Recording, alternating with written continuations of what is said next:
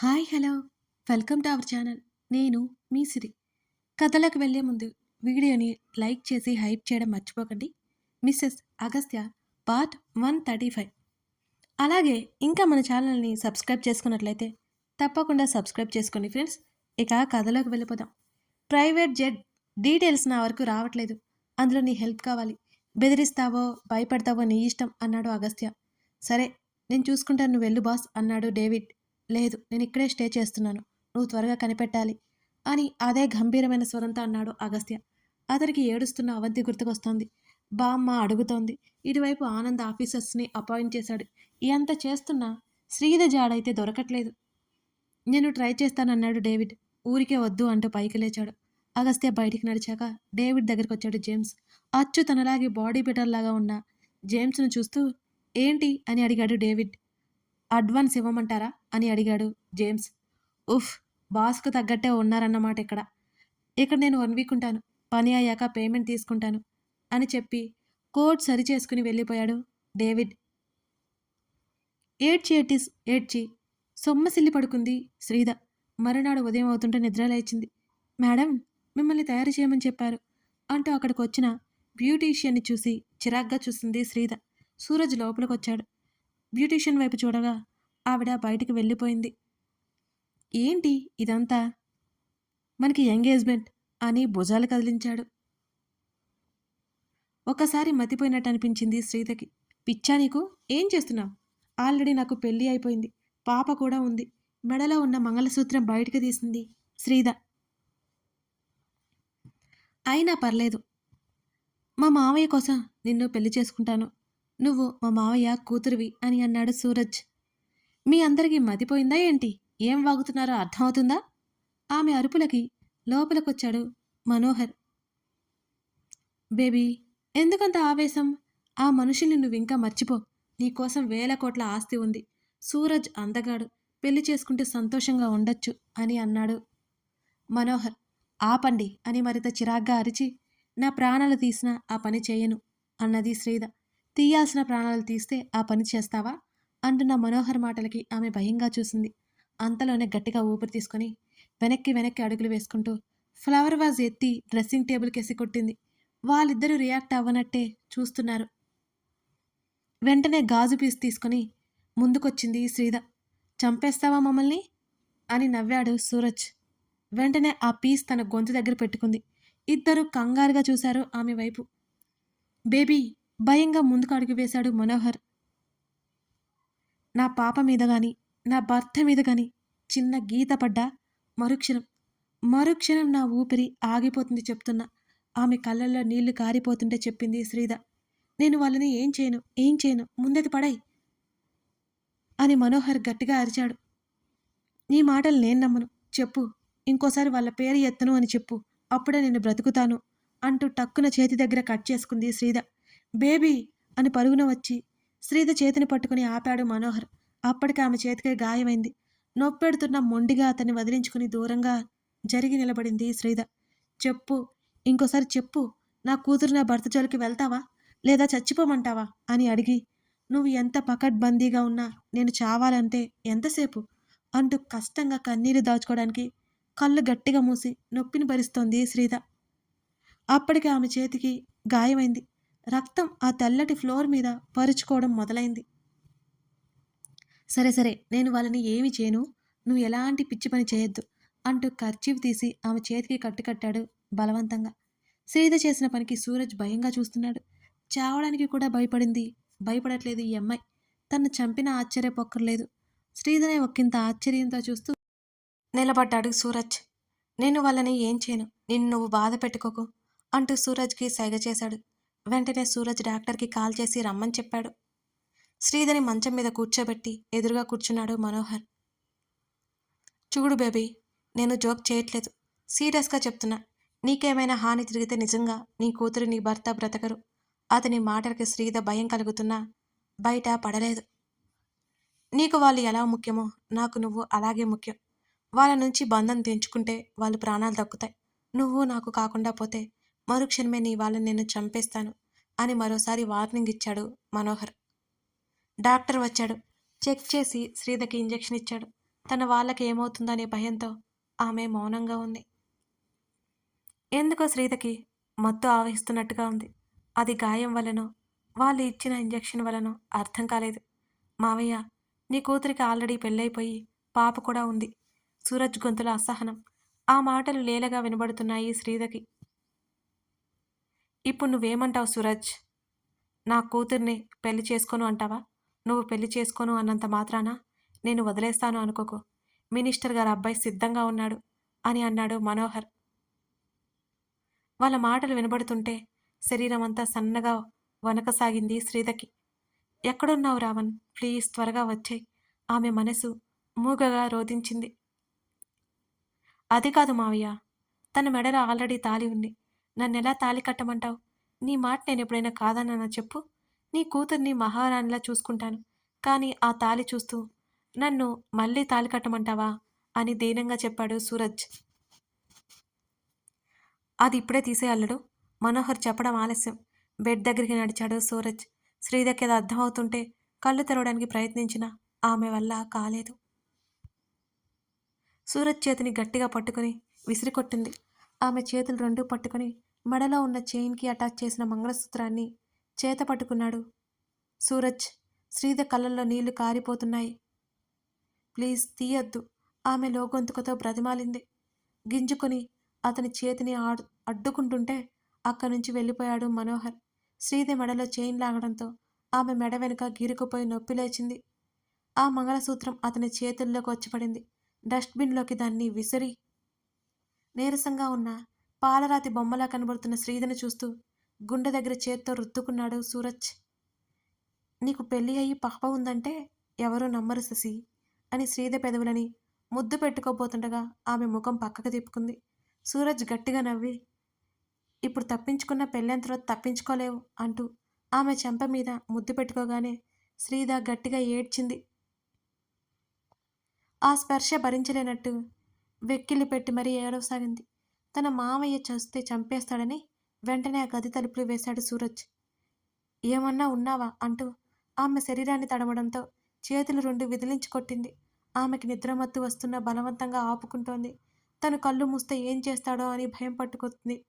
ఆమె చెంపలు పట్టుకుని, ఊరుస్తున్నావు కదే శశి, నువ్వు నాతో అబద్ధం చెప్తున్నా నీకసలు పెళ్ళి అవ్వలేదు కదూ. మరోసారి ముద్దు పెట్టుకోబోయాడు. సరిగ్గా అదే సమయంలో తలుపులు కొట్టిన శబ్దం రావడంతో టక్కున ఆమెను వదిలేశాడు సూరజ్. తల పక్కకు తిప్పుకొని ఏడవసాగింది శ్రీధ.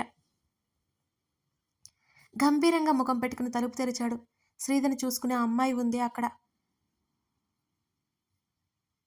ఇప్పటి వరకు ఎక్కడికి వెళ్ళిపోయారు? శశి జాగ్రత్త అని గట్టిగా చెప్పి బయటికెళ్ళిపోయాడు సూరజ్. ఆమె బెడ్ మీద దీనంగా పడుకుని ఏడుస్తున్న శ్రీధని చూడగానే ఆమెకి జాలి కలిగింది. తలుపులు మూసి శ్రీధ దగ్గరికి వచ్చి పిలిచింది. అప్పటికే మెల్లగా మత్తులోకి జారుకుని నిద్రలోకి జారిపోయింది శ్రీధ. ముఖమంతా తుడిచి బాధగా చూసింది శ్రీధ వైపు. సూరజ్ ఏదో చేసి ఉంటాడని అనుమానం వచ్చింది ఆమెకి. ఇక్కడ తన భర్త పనిచేస్తున్న సూరజ్ చూపులు అందమైన అమ్మాయిల మీద ఎలా ఉంటాయో ఆమెకంటే ఎవరికి బాగా తెలుసు. ఎందరిని వాడుకుని వదిలేశాడో కూడా లెక్క కట్టలేరు. ఆమె కూడా అతని వల్ల ఒక బాధితురాలే. శ్రీధర్ అక్కడి నుంచి ఎలాగైనా తప్పించాలనిపించింది ఆమెకి. సూరజ్ ఎక్కడ వచ్చి శ్రీధర్ని ఇబ్బంది పెడతాడేమోనని అక్కడే కూర్చుంది ఆ అమ్మాయి. ఆ రోజు మధ్యాహ్నానికి మెలకువ వచ్చింది శ్రీధకి. తల పట్టుకుని నెమ్మదిగా లేచి కూర్చుంది. ఆమె మెడ దగ్గరంతా మంటగా అనిపిస్తుంటే తడుముకుంది. ఆమె మెడలో ఉన్న తాలిపట్టు కనిపించలేదు. ఒక్కసారిగా కళ్ళల్లో నీళ్లు తిరిగాయి. మెడ తడుముకుని చూసింది. లేనేలేదు. సూరజ్ని చంపేయాలని ఎంత కోపం వస్తుందో ఆమెకి. మేడం, పిలుపు వినిపించడంతో తల తిప్పి చూసింది శ్రీధ. గబగబా లేచి తలుపులు మూసి అక్కడికి వచ్చింది వీణ. మేడం, మీ కొంట్లో ఎలా ఉంది అని అడిగింది. సమాధానం చెప్పలేదు శ్రీధ. ఈ ఇల్లు అన్నా, ఈ ఇంట్లో మనుషులన్నా చూస్తుంటే ఆమెకి అసహ్యం వేస్తోంది మరి. మేడం, మీతో మాట్లాడాలి అని అన్నది వీణ. ఏంటి? చిరాగ్గా మంచం దిగి చుట్టూ గమనించింది శ్రీధ. డస్ట్బిన్లో సగం లోపలికి సగం బయటికి వేలాడుతున్న ఆమె తాలిబొట్టి కనిపించగానే గబుక్కున చేతుల్లోకి తీసుకుంది దాన్ని. గుండెలకి హత్తుకొని కళ్ళల్లో నీళ్లు బయటికి పంపించింది శ్రీధ. తాలి సాగిపోతేనే తన భర్తకి ఎంత ప్రమాదమో బామ్మ చెప్పడం గుర్తొచ్చింది. ఇంకా ఏడుపు వచ్చేసింది శ్రీధకి. మేడం, మీరిక్కడి నుంచి వెళ్ళడానికి నేను సాయం చేస్తాను. రాత్రికి వెళ్ళిపోండి అన్నది వీణ. ఆమె వైపు ఆశ్చర్యంగా చూసి అంతలోనే అనుమానంగా చూసింది.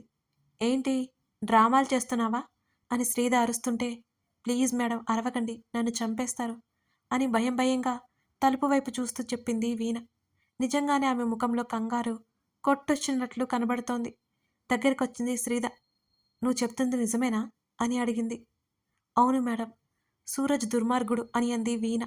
శ్రీధ అలాగే చూస్తుంటే, నేను ఈ గదిలోకి వచ్చేసరికి అతను మిమ్మల్ని ఏదో చేసి బయటకొచ్చినట్లు నాకు అర్థమైంది.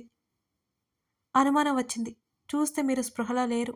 అందుకే మిమ్మల్ని పంపించాలని నిశ్చయించుకున్నాను. మిమ్మల్ని ఎలాగైనా బయటికి పంపించాలి అని స్థిరమైన స్వరంతో అన్నది. కానీ నన్ను బయటికి పంపిస్తే నిన్ను చంపేస్తారు, శ్రీధ నెమ్మదిగా చెప్పింది. ఇక్కడ బ్రతికుండడం కంటే చావడమే నయం మేడం. నేను నా భర్త ఇక్కడి నుంచి బయటపడడానికి ఎన్ని మార్గాలు వెతికినా ప్రాణాల కోసం ఇక్కడే ఉండిపోవాల్సొచ్చింది అన్నది కళ్ళు తుడుచుకుంటూ. అర్థం కాలేదు. అసలేంటి నువ్వనేది? ఆ మనోహర్ అంత దుర్మార్గుడా? శ్రీధ భయం భయంగానే చూసింది. చచ లేదు మేడం. పెద్ద సార్ గారు చాలా మంచి వ్యక్తి. ఎవరికీ హాని చేయరు. ఆయన ముందు ఎదురు తిరిగి మాట్లాడితే ఊరుకోరు అంతే. ఆయన మీ విషయంలో కఠినంగా ఉండడానికి కారణం ఏదో ఉంటుంది. నేను చెప్తున్నది సూరజ్ గురించి అని శ్రీధకి మరింత దగ్గరగా జరిగి, వాడొక జిత్తులు మారి నక్క మేడం. సార్ ముందు మంచిగా నటిస్తూనే వెనక గోతులు త్రవ్వే రకం. సొంత మేనల్లుడు ఆవిడంతా గుడ్డిగా నమ్ముతున్నారు. కానీ వాడు నరరూప రాక్షసుడు. డబ్బు ఉంది అనే పొగురు, అహంకారం. కంటికి నచ్చిన అమ్మాయిని అనుభవించకుండా వదిలిపెట్టాడు. నేను కూడా ఆ బాధితురాలనే మేడం అని బొటబొట కన్నీరు కార్చింది వీణ. ఏంటి నువ్వనేది? శ్రీధ భయంగా చూసింది. అవును మేడం, నా భర్తని బెదిరించి నాతో గడిపాడు. ఏం చేయలేక నిస్సహాయంగా లొంగిపోయాను. చచ్చిపోవాలనిపిస్తోంది మేడం అని చేతుల్లో ముఖం దాచుకుని ఏడ్చింది వీణ. అందుకే మిమ్మల్ని ఎలాగైనా నేను నా భర్త కలిసి తప్పిస్తాం, మీరు వెళ్ళిపోండి అన్నది. వీణ చెప్తున్న ఒక్కొక్క మాట వింటుంటే సూరజ్ ఎంత భయంకరమైన వాడో అర్థమవుతోంది శ్రీధకి. నీ పేరు అంటూ వీణ భుజం మీద చేయి వేసి అడగ్గా వీణ అని అన్నది మెల్లిగా. చూడు వీణ, నేను తప్పించుకున్నా వీళ్ళు ఖచ్చితంగా మీ ఇద్దరిని చంపేస్తారు. నా కోసం మిమ్మల్ని బలి చేయలేను. నేను ఏదో ఒకటి చేస్తాను. నాకు నువ్వు ఫోన్ తెస్తావా అని అడిగింది శ్రీధ ఆశగా. ఇక్కడికి వచ్చేటప్పుడు ఫోన్ తెచ్చుకోకూడదు, బయట సెక్యూరిటీకి ఇవ్వాలి అన్నది. ఆశ్చర్యంగా చూసింది శ్రీధ. మరి ఇంట్లో పనివాళ్ళు ఎలా పని చేస్తారు అని అయోమయంగా అడిగింది. ఇంతకుముందు లేదు మేడం, మీరు వచ్చాకే అలా. మిమ్మల్ని ఎందుకు తీసుకొచ్చారో నాకైతే తెలీదు, కానీ ఏదో పెద్ద కారణం ఉండే ఉంటుంది అని ఆలోచనగా అన్నది వీణ. బామ్మ పాపకి టిఫిన్ తినిపించడానికి చాలా కష్టపడిపోతుంది. అవంతి అమ్మ కావాలని ఏడుస్తూనే ఉంది. అంతేకాదు, తన తండ్రి కూడా కనిపించలేదు. బామ్మకి ఏం చేయాలో పాలుపోక అగస్త్యకి కాల్ చేసింది. అనురాధ పాపని ఎత్తుకుని బుజ్జగిస్తోంది. వీడియో కాల్లో తండ్రిని చూడగానే డాడా అని గట్టిగా పిలుస్తూ పెదవి విరిచి ఏడుపు మొహం పెట్టింది అవంతి. అవి బంగారు ఏం చేస్తుంది? అతడు నవ్వు పులుముకుంటూ అడిగాడు అగస్త్య. మమ్మ కావాలా? వేర్ అని వెక్కిలి పెట్టి ఏడుస్తూ అడుగుతున్న కూతుర్ని చూడగానే అతను అప్రయత్నంగా మొహం పక్కకు పెట్టేసుకుని గట్టిగా కళ్ళు మూసేసుకున్నాడు. అవి గుడ్ గర్ల్ కదా, డాడీ మాట వింటుంది కదా అని అన్నాడు. ఆ మాటతోనే ఏడుస్తూ తండ్రికి ఎదురు చెప్పలేకపోయింది ఆ చిన్నారి. మమ్మ ఎప్పుడు వచ్చి అని అడిగింది. వస్తుందమ్మా, త్వరగానే వస్తుంది. నేను మమ్మని తీసుకురావడానికే వచ్చాను. త్వరగా తీసుకొని నీ దగ్గరికి వచ్చేస్తాను, సరేనా? అప్పటి వరకు నువ్వు ఏడవకూడదు. బ్యాడ్ గర్ల్స్ ఏడుస్తారు, గుడ్ గర్ల్స్ ఏడవరు. అవి గుడ్ గలా బ్యాడ్ గలా అని అడిగాడు అగస్త్య. తన చిట్టి చేతులతో కళ్ళు తుడుచుకుని గుడ్ గర్ల్ అని ఏడుపు గొంతుతో చెప్పింది అవంతి. Very very good. ఈరోజు నువ్వు తాతయ్య దగ్గరికి వెళ్తావా అని అడిగాడు అగస్త్య. వెళ్తానన్నట్టు గుండ్రంగా తల ఊపింది. బామ్మకి ఫోన్ ఇవ్వు అనగానే రాధ తీసుకెళ్ళి బామ్మకి ఇవ్వగా అవంతి రాధ భుజం మీద దిగులుగా వాలిపోయింది. అవంతి మాటలు విన్న ఆ ఇద్దరి కళ్ళల్లో నీళ్లు తిరిగాయి. నానమ్మ, అంకుల్ వాళ్ళ ఇంటికి వెళ్ళండి, అక్కడే ఉండండి, నేను వచ్చేస్తాను అన్నాడు అగస్త్య. అసలు ఏం జరుగుతుంది నాన్న? శ్రీత ఎక్కడా? పసిపిల్లని వదిలిపెట్టి ఎక్కడికి వెళ్ళింది? చూసావుగా, అది ఏడుస్తూనే ఉంది. రాత్రంతా నిద్రలో లేచి అమ్మ కావాలని అడుగుతూనే ఉంది, బామ్మ కళ్ళొత్తుకుంటూ చెప్పింది. అవి నేనొచ్చాక చెప్తాను బామ్మ. మీరు అక్కడి నుంచి బయలుదేరండి.